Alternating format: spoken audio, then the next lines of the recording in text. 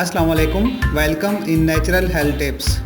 नाजरीन, जब हम बहुत सारी चीज़ें एक साथ खा रहे होते हैं तो वो हमें हज़म नहीं होती, जिसकी वजह से बहुत सी ख़तरनाक बीमारियां जन्म लेती हैं, जैसे कब्ज़, बदहज़मी, खट्टे टिकार और पेट का लटक जाना वगैरह। इन सब बीमारियों को कंट्रोल करने के लिए मैं आपको एक बहुत ही ज़बरदस्त हाजमे की फक्की बनाने का तरीका बताऊंगा, जिसके इस्तेमाल से सब खाया पिया चंद मिनटों में हज़म हो जाएगा।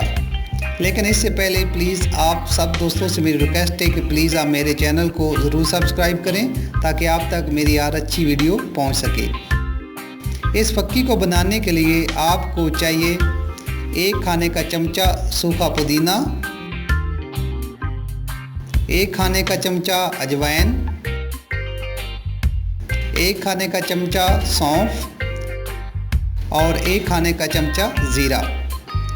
इन सब चीज़ों को अच्छी तरह पीसकर पाउडर बना लें और खाने के बाद 1 चमचा सादा पानी के साथ इस्तेमाल करें।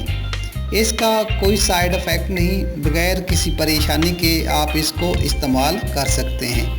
इंशाअल्लाह ताला आपका मसला दिनों में नहीं, सिर्फ चंद मिनटों में हल हो जाएगा। मैं उम्मीद करता हूँ आपको हमारी ये वीडियो पसंद आई होगी।